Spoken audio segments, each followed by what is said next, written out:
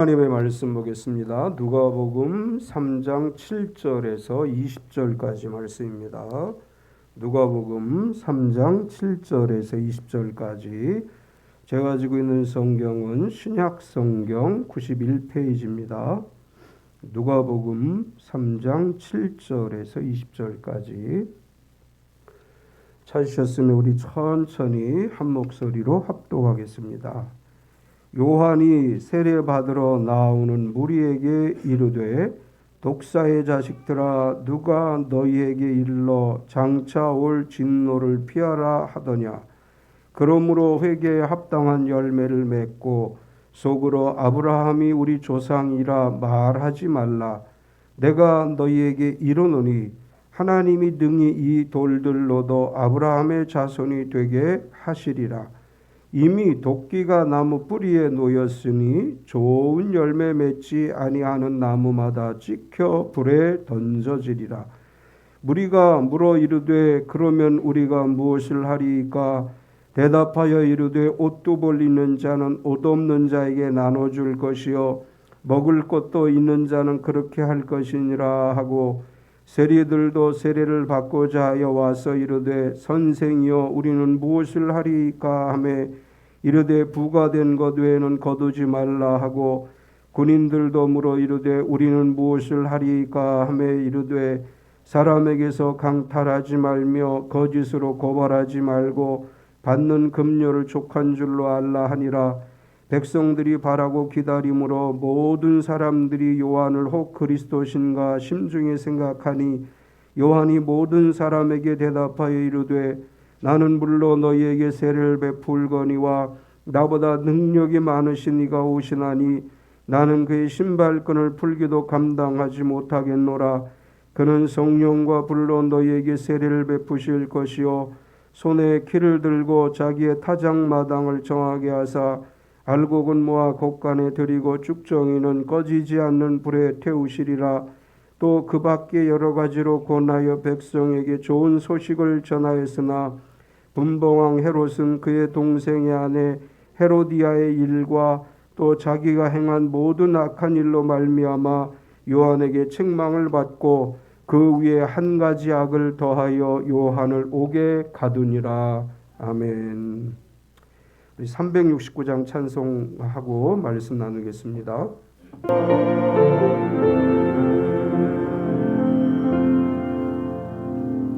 우리 옆 사람을 환영하겠습니다. 주님의 이름으로 당신을 환영합니다. 옆 사람을 박수로 환영하겠습니다. 우리 유튜브에 참여하신 모든 분들도 환영합니다. 박효우 장로님, 김태용 집사님, 이름을 알리지 않고 참여하신 모든 분들 환영합니다. 우리 서로 축복하겠습니다. 몸은 건강하게, 마음은 평안하게, 삶은 행복하게. 네. 오늘 저녁부터 추워질 것 같다는 예보가 나오고 있습니다. 한 주간 추울지 모르지만 주님의 따뜻한 품 안에서 하늘아버지 생명싸개 안에서 건강하고 평안하고 행복한 하루하루 되시기를 축원합니다. 아멘. 오늘 주보에 비포 또 애프터 이렇게 글이 있습니다. 코로나19가 길어지면서 집안에 머무는 시간이 길어졌습니다. 건강을 위해 오늘도 러닝머신 위에서 걷고 달리고 쉬기를 반복합니다.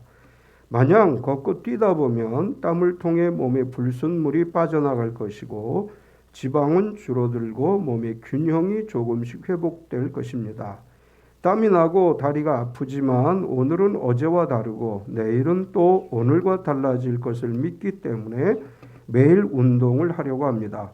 성경에서 하나님께 쓰임받고 부름을 받은 사람들은 처음에는 다 연약하고 부족했습니다. 그러나 하나님을 만나고 말씀을 따라 걷고 달리고 뛰고 넘어지더라도 다시 일어서기를 반복하다 보니 아브라함이 아브라함이 되고 야곱이 이스라엘이 되었습니다. 하나님을 믿고 사는 것은 오늘 당장의 변화를 약속하지는 않습니다. 그러나 그 손길 안에서 아멘으로 걸을 때마다 우리는 축복의 본질로 성령의 담대함으로 서서히 변화될 것입니다. 그런즉 누구든지 그리스도 안에 있으면 새로운 피조물이라. 이전 것은 지나갔으니 보라 새 것이 되었도다. 우리가 매일매일 우리 자신을 훈련시켜야 되죠. 바울은 이렇게 표현합니다. 경건을 연습하라. 우리 신앙은 자꾸 훈련되어져야 합니다. 오늘은 대림절 세 번째 주일입니다. 대림절 세 번째 주일의 주제는 나눔입니다.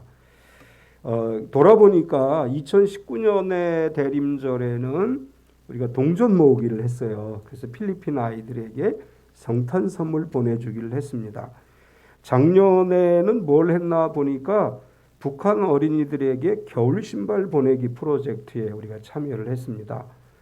금년 성탄절에는 아직 아무것도 우리가 계획을 못하고 있는데 2022년이 시작되기 전에 의미 있는 나눔을 했으면 좋겠습니다. 저에게 아이디어가 없기 때문에 혹시 우리 성도님들 중에서 올 2021년 대림절 성탄절에는 이곳에 나눔을 했으면 좋겠다. 그렇게 떠오르는 아이디어가 있으면 말씀해 주시면 꼭 나누어야 될 곳, 필요한 곳에 올해도 우리가 나눔을 실천하도록 하겠습니다. 대림절 세 번째 주일에 함께 살펴볼 말씀은 침례 요한이 예수님에 대해서 증언한 내용입니다. 우리가 잘 아는 것처럼 유대인들은 메시아 대망 사상을 가지고 살아갔고 메시아가 오시기 전에 주의 길을 준비할 사람이 와서 주의 길을 준비할 것이다. 그런 신앙을 가지고 살았습니다. 주의 길을 예비할 자에 관해서 이사야 선지자와 말라기 선지자가 예언을 했고 마태, 마가, 누가, 요한복음에서는 이사야 선지자가 예언하고 말라기 선지자가 예언했던 주의 길을 예비하는 자를 침례 요한이라고 소개하고 있습니다. 당시 유대인들은 메시아 대망 사상으로 살았지만 메시아이신 예수님께서 오셨음에도 불구하고 메시아인 줄 모르고 이렇게 지내는 것을 우리가 보게 되는데 메시아이신 예수님께서 본격적인 사역을 시작하시기 전에 요한이 요단강에서 침례를 주면서 주님의 길을 준비했습니다. 주님의 재림을 기대하면서 성탄을 준비한 우리들은 예수님의 길을 준비했던 침례 요한과 같이 주님 오심을 준비하는 마음으로 하루하루를 살아가야 되고 예수님의 복음이 세상에 증거되어지도록 복음의 길을 준비하는 마음으로 이 대림의 계절을 지내야 될 줄 믿습니다. 언론에 보도된 바에 따르면 문화체육관광부가 종교계, 여기서 종교계는 천주교 서울대교구, 한국기독교교회협의회, 한국교회 총연합회를 이야기하는데 이 종교단체와 지상파 라디오 방송사, 음악 서비스 사업자와 함께 12월 1일부터 25일까지를 캐롤 활성화 캠페인을 한다. 이렇게 보도를 했습니다. 이제 내용을 이렇게 진행을 하면서 구호가 12월엔 캐롤이 위로가 되었으면 위로가 되었으면 해라는 주제로 캐롤 틀어주기를 하는데 이 캠페인은 천주교 염수정 추기경이 캐롤을 통해서 코로나19로 지친 국민들을 위로하고 따뜻한 연말 사회 분위기를 만들자라고 제안을 해서 정부에서 수용을 해서 시작하게 됐습니다. 우리가 요 근래에 12월이 돼도 길거리에서 캐롤 듣기 힘들었죠. 왜냐하면 2018년 7월에 저작권법이 시행되면서 캐롤이 사라졌어요. 저작권료를 내야 되기 때문에 매장에서 틀 수가 없었고 그래서 몇 년 동안 12월이 돼도 길거리에서 우리가 캐롤을 들을 수 없었는데 정부는 염추기경의 제안에 호응을 해서 10억 원의 예산을 세워서 전국에 있는 대형마트와 이 상점들에게 캐롤을 많이 재생해달라. 이제 그 요금에 대해서는 정부에서 지원을 해줘서 그렇게 캐롤 틀기 운동을 지금 진행하고 있습니다. 그래서 그런지 11월 말부터 곳곳에서 캐롤이 들리기 시작했어요. 그래서 왜 이렇게 식당에 갔는데 캐롤이 들려요. 그래서 요즘 식당에서 캐롤도 틀어주네 했더니 정부에서 지금 그런 일들을 진행하고 있습니다. 이제 불교계에서 반발을 했어요. 그래서 소송을 지금 제기하겠다. 이건 종교 편향이다라고 해서 불교계에서 강하게 반발을 하고 있기는 한데 많은 사람들은 캐롤이 울려 퍼지는 것을 반가워하고 있습니다. 그동안 지쳐 있었는데 캐롤 들으면서 힘을 얻을 수 있다, 이런 반응들을 보이고 있죠. 캐롤이 코로나로 지친 이 나라와 모든 사람들에게 위로가 되었으면 좋겠습니다. 우리 믿음과 우리의 삶이 오늘 이 시대를 살아가는 많은 사람들에게 위로가 되고 희망을 줄 수 있었으면 좋겠습니다. 교회는 세상의 희망이 돼야 되지요. 우리가 세상 사람들에게 희망을 줄 수 있는 그런 믿음의 사람들이 돼야 될 줄 믿습니다. 침례 요한은 공생애를 시작하실 예수님을 소개하면서 능력이 많으신 분이 오신다, 이렇게 소개합니다. 당시 유대인들 중에는 침례 요한이 메시아가 아닌가 이렇게 생각을 하고 있었는데, 침례 요한은 나는 메시아가 아니다 이렇게 말하면서 내 뒤에 오시는 분이 있는데 그분은 능력이 많으신 분이다, 이렇게 소개를 했습니다. 대림절 세 번째 주일은 오늘 본문을 중심으로 해서 능력이 많으신 분이 오신다, 이런 제목으로 은혜를 나누려고 합니다. 오늘 말씀을 통해서 우리가 발견할 수 있는 것은 첫 번째로 회개에 합당한 열매를 맺으라. 침례 요한이 요단강에서 침례를 줄 때 많은 사람들이 요한에게 가서 침례를 받았습니다. 요한의 침례는, 요한의 세례는 회개의 세례라 우리가 이렇게 이야기하죠. 요한은 침례를 받으러 온 사람들에게 회개하라고 외치면서 회개의 열매를 맺으라 이렇게 선포를 했습니다. 우리가 예수님을 구세주로 믿고 구원받은 성도의 상징으로 침례를 받지요. 침례를 받을 때 물에 들어가서 과거의 나를 흘려보내는 거예요. 그리고 물에서 나올 때 거듭난 그리스도인으로 부활에 참여한다는 상징으로 물에서 나오게 됩니다. 침례를 받기 위해 물에 들어갔을 때 나의 모든 과거를 떠내려 보낸다는 의미가 있는데, 이것은 죄와 나의 구습들을 다 회개하고 벗어버린다는 의미가 있습니다. 대림절을 보내면서 성탄을 기다리는 우리가 해야 할 일 중에 하나가 지난 한 해를 돌아보면서 회개하는 거죠. 1년을 돌아보면서 하나님 앞에 내가 온전히 서지 못한 거, 하나님이 기뻐하지 못한 일이 있으면 그것들을 다 내려놓고 주님을 기다리고 성탄절을 준비해야 될 줄 믿습니다. 근데 회개라고 하는 것은 단순히 죄를 깨닫고 후회하는 것이 아니고 죄로부터 돌아서서 새로운 삶으로 나아가는 것이고, 침례 요한은 그래서 회개에 합당한 열매를 맺어야 한다 이렇게 말씀하는 것입니다. 7절에서 9절까지를 보면 요한이 세례받으러 나오는 무리에게 이르되 독사의 자식들아 누가 너희에게 일러 장차 올 진노를 피하라 하더냐. 그러므로 회개에 합당한 열매를 맺고 속으로 아브라함이 우리 조상이라 말하지 말라. 내가 너희에게 이르노니 하나님이 능히 이 돌들로도 아브라함의 자손이 되게 하시리라. 이미 도끼가 나무 뿌리에 놓였으니 좋은 열매 맺지 아니하는 나무마다 찍혀 불에 던져지리라. 요한은 세례받으러 오는 사람들에게 너희가 아브라함의 자손이라고 해서 저절로 하나님의 백성이 되는 게 아니다. 하나님은 능력이 많으신 분이기 때문에 돌들이 아브라함의 자손이 되게 하실 수도 있는 분이다. 따라서 좋은 열매를 맺지 않는다면 다 찍혀 불에 던져지게 될 것이다. 이렇게 이야기하면서 회개에 합당한 열매를 맺으라 이렇게 이야기하죠. 회개에 합당한 열매를 맺는다는 게 뭐냐?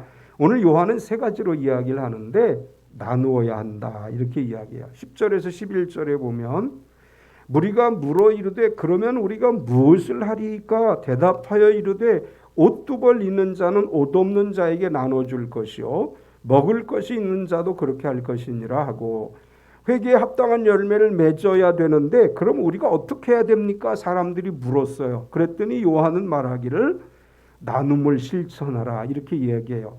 여기서 요한은 이렇게 얘기하죠. 옷 두 벌 있는 자는 옷 없는 자에게 나누어 주라. 옷 두 벌 있는 자라고 하는 것은 어떤 의미가 있느냐 하면, 팔레스틴 지역은 낮에는 굉장히 덥습니다. 40도까지 올라가요. 그런데 해가 지고 나면 급격하게 기온이 떨어져요. 그래서 심할 때는 영상 1도, 2도까지 떨어질 때도 있어요. 그래서 이 팔레스틴 지역의 유대인들은 항상 저녁 때 추위를 대비해서 여벌 옷을 갖고 다니거나 두 벌 옷을 입고 다니는 거예요. 여기서 침례 요한이 두 벌 옷 입는 자는 한 벌을 나누어 주라고 얘기하는 것은 여유가 있는 사람들이 나눠주라는 이야기가 아니고 저녁 때 추워질 걸 대비해서 여벌옷을 가지고 다니거나 껴입고 다니는 것을 비유적으로 얘기하는 거예요. 너희가 두 벌 옷 지금 가지고 있지? 그거 하나 나눠줘. 이렇게 이야기하는 거예요. 사실 이것은 가진 것이 많은 여유로운 상황에서 주라는 얘기가 아니고 두 벌 옷을 가졌는데 한 벌을 주고 나면 저녁에 추위가 올 때 자기가 추위에 떨 수도 있어요. 그럼에도 불구하고 너에게 있는 그것을 나누라는 말씀입니다.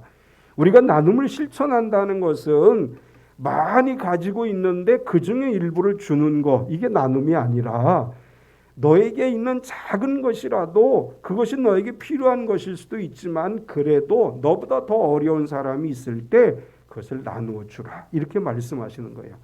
옷만 그런 것이 아니라 먹을 것이 있는 사람에게도 같은 이야기를 하는 거죠. 너에게 먹을 게 있어? 너 혼자 먹지 말고 나누어 주라, 이렇게 말씀하는 것입니다. 우리의 옷 한 벌과 먹을 것까지도 나눌 수 있는 것이 진정한 회개의 열매를 맺는 것이라고 말씀해요. 성탄은 나눔의 계절입니다. 우리가 많이 가지고 있기 때문에 그 많은 것 중에 일부를 나누는 것이 아니라 우리가 가진 작은 것이라도 조그만 것이라도 나눔이 실천되어지는 성탄이 되었으면 좋겠습니다. 우리 주변에 정말 우리가 도와야 될, 내 옷 한 벌이라도 줘야 될 사람들이 있다면 우리가 마음을 다해 그분들에게 나눌 수 있는 것, 이것이 성탄의 의미라고 생각을 합니다. 또한 회개의 열매를 맺는다는 것은 부과된 것 외에는 거두지 말라, 이렇게 말을 해요. 12절 13절을 보면 세리들도 세례를 받고자 하여 와서 이르되 선생이여 우리는 무엇을 하리까 하매 이르되 부과된 것 외에는 거두지 말라 하고, 세리들은 우리가 잘 알죠. 유대인들에게 미움의 대상입니다. 상종도 하지 않는 사람들이요. 이 사람들은 죄인이라고도 불리워집니다. 이들은 로마 정부로부터 관세나 통행세 등 각종 세금을 징수할 권한을 위탁받고 동족 유대인들의 주머니를 털어갔습니다. 그들은 로마 정부에서 돈 세금 얼마를 거두어서 로마 정부에다 바치라 이렇게 이야기하면 로마 정부에게 내야 될 액수보다 더 많은 액수를 징수해서 자기들의 생활비로 생활을 하고 자기 부를 축적하는 데 사용을 했습니다. 기록에 의하면 이 세리들은 더 많은 세금을 거두기 위해서 하급 관리를 고용하거나 유대인 군인들을 이용해서 사람들에게 강제로 수탈을 하고 그래서 자기 부를 축적했다고 합니다. 따라서 유대인들에게 있어서 이 세리들은 극악무도한 사람들이고 또한 부정한 자, 죄인이라고 취급을 했는데 이 사람들은 압제자인 로마인, 이방인들과 접촉을 하면서 유대인들에게 착취를 했기 때문에 부정하다, 죄인이다 이런 취급을 받았습니다. 요한은 그런 세리들이 세례받으러 올 때에는 자신들이 잘못했다는 걸 깨닫고 오는 거죠. 그냥 형식적으로 오는 게 아니고 요한은 그들에게 뭐라고 얘기하느냐, 너희는 세리를 그만두고 직업을 바꾸라 이렇게 말하는 게 아니에요. 요한이 이야기하려고 하는 것은 사회 제도 자체를 전복시키거나 직업 자체를 없애라 그런 의도로 이야기하는 것이 아니고 사회적인 폐단을 시정하라 이런 얘기예요. 폐단은 개인적인 탐욕에서 오는 거죠. 세리들은 적정한 세금을 먹이고 적정하게 이렇게 세금을 거두는 것이 아니라 자기들이 필요한 것을 채우기 위해서 더 많은 돈을 거두어 드리기 때문에 요한은 그들을 향해서 너희가 직업을 포기하라 이렇게 말하는 것이 아니고 너희 지위를 남용하거나 사리사욕을 위해서 지나친 과세를 하지 말고 공평하고 정의롭게 하라 이런 말씀입니다. 현대를 살아가는 우리들에게 권력을 가진 자들에게 이렇게 말하는 거예요. 공정하고 정직하게 법을 지키고 법대로 시행해야 된다. 그런 의미로 말하는 것입니다. 다른 사람이 힘들어하거나 말거나 상관없이 내 이익을 챙기기 위해서 물질적으로 과도한 이익을 얻기 위해서 세금을 부과하고 그런 일을 하지 말고 정당한 세금을 부과하고 정당하게 세금을 거두라. 이것이 바로 합당한 열매를 맺는 것이다. 이제 이렇게 요한이 이야기합니다. 요한은 또한 군인들에게 이렇게 얘기해요. 강탈하지 말라. 14절을 보면 군인들이 물어 이르되 우리는 무엇을 하리까 하매 이르되 사람에게서 강탈하지 말며 거짓으로 고발하지 말고 받는 급료를 족한 줄로 알라 하니라. 여기서 군인이라는 것은 로마 군인을 이야기하는 것이 아니고 유대인으로서 군대의 군인, 유대인 군인들을 이야기합니다. 로마 정부는 유대인들을 군인으로 징병을 해서 그들에게 특정한 일을 맡겼다고 기록하고 있는데, 이들은 아주 적은 월급 때문에 세리들을 도와서 세금을 강탈하기도 하고 여러 가지 군인의 신분을 이용해서 사람들에게 이제 수탈을 하는 그런 일들을 했는데, 요한은 그들에게 강탈하지 말라. 이 강탈한다고 하는 말은 맹렬히 흔들다 협박하다 그런 뜻이에요. 협박에서 빼앗지 말아라. 또 거짓으로 고발하지 말라. 거짓으로 고발하다는 말은 원래 헬라어의 의미는 억압하다, 착취하다 그런 뜻이에요. 군인들에게 너희는 칼을 들고 가서 억압하고 착취하지 말고 너희에게 주어진 것으로 감사하라. 당시 군인들의 월급이 매우 적었다 그래요. 그래서 생계를 유지하기에는 많은 어려움들이 있었는데, 그렇기 때문에 부정이 심화되어 있는 상황인데, 한편으로 요한에게 나와서 세례를 받으려는 군인들이 유대인, 자기 동족인 유대인들에게 죄책감을 가지고 있었던 거예요. 그렇게 했던 것에 대해서. 그래서 요한은 너희가 받는 월급이 비록 적을지라도 그것에 만족하게 여기고 다른 사람의 것을 강탈하거나 또한 다른 사람을 억압하고 착취하지 말라, 이렇게 권면하고 있습니다. 회개에 합당한 열매를 맺는다는 것은 결국은 욕심을 버리는 것이다. 그리고 나누는 것이다. 이렇게 말할 수 있죠. 모든 죄는 욕심에서 옵니다. 우리가 잘 알고 있는 야고보서 1장 15절에 보면 욕심이 잉태한 즉 죄를 낳고 죄가 장성한 즉 사망을 낳느니라, 이렇게 말씀해요. 두 번째는 요한이 나보다 능력 많으신 분이 오신다, 이렇게 얘기합니다. 요한이 침례를 주면서 회개에 합당한 열매를 맺으라. 그러니까 사람들이 그 말을 듣고 감동을 받아요. 그래서 나누기도 하고 나눔을 실천하기도 하고 수많은 사람들이 요한에게 세례를 받으면서 마음으로 어떻게 생각하느냐 하면 이분이 혹시 메시아이신가, 이렇게 생각을 해요. 15절에 보면 백성들이 바라고 기다림으로 모든 사람들이 요한을 혹 그리스도신가 심중에 생각하니, 많은 사람들이 요한이 그리스도일지도 모른다고 생각하는 것을 요한이 알았습니다. 요한복음에 의하면 바리새인들이 사람을 보내서 요한에게 물어봐요. 당신이 오실 그분이십니까? 이렇게 물었다고 기록을 합니다. 요한은 사람들이 자신을 그리스도일지도 모른다고 생각하는 것에 대해서 나는 그리스도가 아니다, 이렇게 대답을 하면서 요한은 이렇게 이야기합니다. 나는 그의 신발끈을 풀기도 감당하지 못한다. 16절을 보면 요한이 모든 사람에게 대답하여 이르되 나는 물론 너희에게 세례를 베풀거니와 나보다 능력이 많으신 이가 오시나니 나는 그의 신발끈을 풀기도 감당하지 못하겠노라. 그는 성령과 불로 너희에게 세례를 베푸실 것이요. 많은 사람들이 요한을 그리스도라고 생각할 때 나보다 능력이 많으신 분이 오시는데 나는 그분의 신발끈을 풀기도 감당하지 못하겠다. 고대 근동 지방과 그리스에서는 대체로 맨발로 다니거나 샌들 같은 신발을 신고 다녔습니다. 그런데 실내에 들어갈 때 혹은 예배를 드릴 때, 장례를 치를 때, 금식할 때 샌들을 벗게 되어 있습니다. 이때 노예들이 주인의 샌들을 묶거나 풀어주는 일을 하고 또 그 신발을 보관해야 될 일이 있을 때 노예들이 그 신발을 가지고 있었습니다. 주인이나 주인의 방문객들이 신발을 벗고 신을 때 그것을 풀어주고 묶어주고 깨끗하게 관리하는 것은 가장 낮은 노예가 하는 일이었다고 그래요. 요한은 이렇게 얘기하는 거예요. 그리스도에게 있어서 나는 가장 낮은 노예만도 못한 존재이다. 당시 유대인들이 생각할 때 요한은 굉장히 능력이 많은 사람이고 위대한 하나님의 사람이었습니다. 그런데 요한은 이렇게 얘기해요. 나보다 능력이 많으신 그리스도가 오시면 나는 그분의 신발끈을 푸는 일조차 할 수 없는 낮고 천한 존재에 지나지 않는다. 그리스도 앞에서 나는 아무것도 아니라고 하는 믿음 고백을 하는 것을 봅니다. 이 땅에 오신 예수 그리스도 앞에 우리는 아무것도 아닌 존재지요. 우리는 죽을 수밖에 없는 죄인들이었습니다. 그런 우리들을 위해서 예수님께서 이 땅에 오셨고 하나님이신 예수님이 인간의 몸을 입고 이 땅에 오신 날이 성탄절이고 우리는 그분의 은혜에 감사하고 기뻐하며 이 땅에 오신 예수 그리스도를 찬양하는 그런 성탄의 계절을 보내야 될 줄 믿습니다. 요한은 계속해서 그분은 불과 성령으로 세례를 주시는 분이다, 이렇게 고백을 합니다. 16절 마지막 부분에 보면 그는 성령과 불로 너에게 세례를 베푸실 것이요, 성령과 불 세례는 같은 의미를 가지고 있죠. 요한은 회개의 상징으로 물 세례를 주었지만 나보다 능력이 많으신 분이 오시는데 그분은 성령과 불로 너에게 세례를 주실 것이다. 사도행전 1장에 보면 예수님께서 제자들에게 승천하시면서 그렇게 말씀하셨어요. 너희는 몇 날이 못되어 성령으로 세례를 받을 것이다, 이렇게 말씀하셨고, 예수님이 말씀하신 대로 오순절날 불에 혀같이 갈라지는 것이 보이고 성령으로 세례를 받는 역사가 일어났습니다.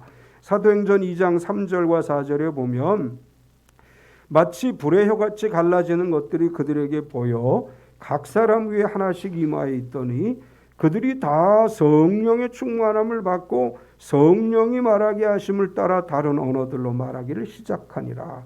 오순절날 성령을 받은 사도들은 성령의 능력으로 병자를 고치고 귀신을 쫓아내고 죽은 자를 살리고 기적을 행하며 복음을 전했습니다. 사도행전 10장에 보면 베드로 사도가 이렇게 이야기합니다. 하나님이 나사렛 예수에게 성령을 기름 붓듯 하시며 그가 두루 다니시며 착한 일 선한 일을 행하셨다, 이렇게 기록을 합니다. 예수님께서도 성령으로 능력을 행하셨습니다. 오늘 성탄절을 맞이해서 다시 한번 하나님의 성령으로 충만함을 받고 성령과 불로 세례를 받고 능력을 덧입어서 하나님의 역사를 이루어가는 참빛교회가 됩시다.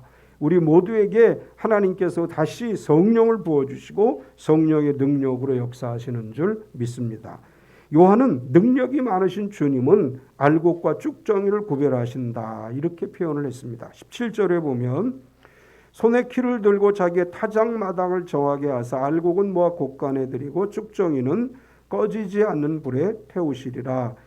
이 불, 유대인들에게 있어서 불은 심판을 의미해요. 그래서 마지막 때가 되면 메시아가 오셔서 유대인들은 저 천국으로 인도할 것이고 성령을 주어 천국으로 인도할 것이고 유대인들을 괴롭히는 이방인들에게는 불심판이 있을 것이다, 이렇게 유대인들은 믿었습니다.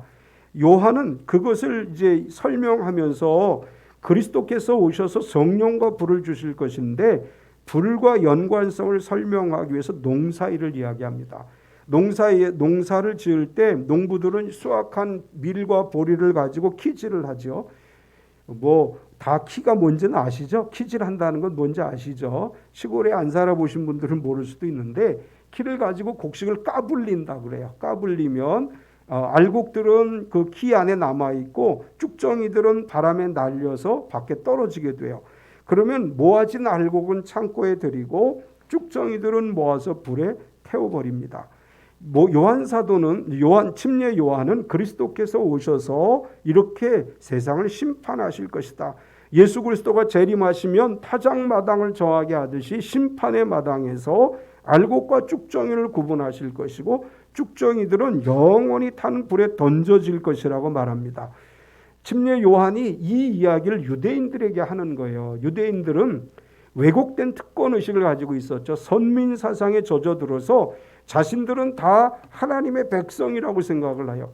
그런데 그런 유대인들에게 침례 요한은 뭐라고 얘기하느냐? 너희가 아브라함의 자손이라고 생각하지. 그런데 너희가 회개하지 않으면 너희를 다 불에 태워버리실 것이다, 이렇게 이야기하는 것입니다. 알곡과 쭉정이를 구별하시는 그리스도께서 영광 중에 재림하셔서 세상을 불로 심판하실 날이 있을 것입니다. 우리 모두가 주님 다시 오셨을 때 알곡과 같이 저 천국에서 주님과 영원히 살아가는 성도인 줄 믿습니다. 우리는 예수님 오실 때까지, 주님 만날 때까지 믿음을 잃지 않고 변하지 않고 이 믿음을 지켜가야 될 줄 믿습니다. 세 번째는 옥에 갇히게 된 요한을 보게 됩니다. 요한은 나보다 능력이 많으신 분이 오신다라고 선포하고 나서 예수님이 세례를 받고 공생애를 시작하실 때 헤롯에 의해서 옥에 갇히게 됩니다. 이제 우리는 요한을 뭐라고 얘기하느냐? 주의 길을 준비하는 자라고 얘기하는데 예수님께서 공생의 사역을 시작하심과 동시에 요한은 옥에 갇히게 돼요. 그리고 순교하게 됩니다. 요한은 자신의 사역이 끝나게 되는 것을 이제 이야기하는 것이고, 요한이 옥에 갇힘과 동시에 예수님의 공생애가 본격적으로 시작되게 되는데, 요한은 나보다 능력 많으신 분이 오신다고 선포한 대로 그리스도께서 오셔서 사역을 시작하시면서 자신이 했던 그리스도의 길을 준비하는 사역을 마무리하게 되고 옥에 갇히게 되는데, 요한이 옥에 갇히는 과정을 누가는 설명하면서 이렇게 설명을 합니다. 요한은 백성에게 좋은 소식을 전했으나, 이렇게 설명을 해요. 19절을 보면 또 그 밖에 여러 가지로 권하여 백성에게 좋은 소식을 전하였으나, 요한은 침례를 받으러 오는 사람들에게 여러 가지로 권하여 좋은 소식을 전했습니다. 누가는 요한이 옥에 갇힐 만한 일을 하지 않았고 오히려 사람들을 권면해서 회개하게 하고 하나님에 대한 믿음을 회복하게 만들었고 좋은 소식을 전해주었다. 여기 좋은 소식이라고 하는 말은 복음으로 번역하기도 합니다. 요한은 자신이 그리스도가 아니라 자기 뒤에 오실 능력이 많으신 분이 그리스도라고 소개하면서 예수님을 통해서 이루어질 일에 대해 선포했는데, 이것이 좋은 소식이자 복음입니다. 요한은 좋은 소식을 전했지만 옥에 갇힌 것은 헤롯을 책망했기 때문이다. 이렇게 기록을 합니다. 19절에 보면 분봉왕 헤롯은 그의 동생의 아내 헤로디아의 일과 또 자기가 행한 모든 악한 일로 말미암아 요한에게 책망을 받고, 요한은 일반 백성들에게는 권하여 좋은 소식을 전해 주었다면 헤롯에게는 아주 엄격하게 죄에 대해서 지적을 했습니다. 여기 헤롯은 예수님이 탄생할 당시에 헤롯 대왕이 아니고 헤롯 대왕의 아들인 헤롯 안디바스를 이야기합니다. 이 헤롯 안디바스는 자기 동생 빌립의 아내였던 헤로디아를 자기 아내로 맞이하게 돼요. 이런 일들이 유대인 사회에서는 도저히 있을 수 없는 일이었습니다. 헤롯과 헤로디아는 도저히 일어나서는 안 되는 부정한 일을 저질렀고, 요한은 그것에 대해서 책망을 했고, 또 유대의 기록에 의하면 헤롯 안디바스는 온갖 난잡한 생활을 즐겼고 유대인들의 지탄의 대상이 됐습니다. 그래서 헤롯에 대해서 헤롯이 빌립의 아내 헤로디아를 아내로 맞이한 것과 그가 행한 모든 일들 때문에 요한이 공개적으로 헤롯을 비판하게 돼요. 헤롯은 분봉 왕이긴 하지만 권력을 가지고 있고 로마 정부로부터 일정한 권력을 이양받은 사람으로서 자신을 비판하고 있는 요한을 한 가지 악을 더하여서 요한을 옥에 가두게 됩니다. 20절을 보면 그 위에 한 가지 악을 더하여 요한을 옥에 가두니라. 더하다라는 말은 첨가하다 그런 말과 함께 같은 종류의 또 다른 행동을 하다, 계속해서 같은 짓을 저지르다, 그런 뜻이 있습니다. 자신의 죄악을 뉘우칠 줄 모르고 더욱 큰 죄악에 빠져들어갔던 헤롯은 자신의 타락한 모습을 지적하는 요한을 옥에 가둠으로 해서 자신의 타락한 행위들을 감추려고 했던 것임을 알 수 있습니다. 침례 요한은 헤롯의 탄압으로 인해 옥에 갇히게 되고 결국은 헤로디아의 농간에 의해서 참수형을 당하게 됩니다. 헤롯 정권의 윤리적 도덕적 상황은 아주 참담했다는 것을 우리가 알 수 있습니다.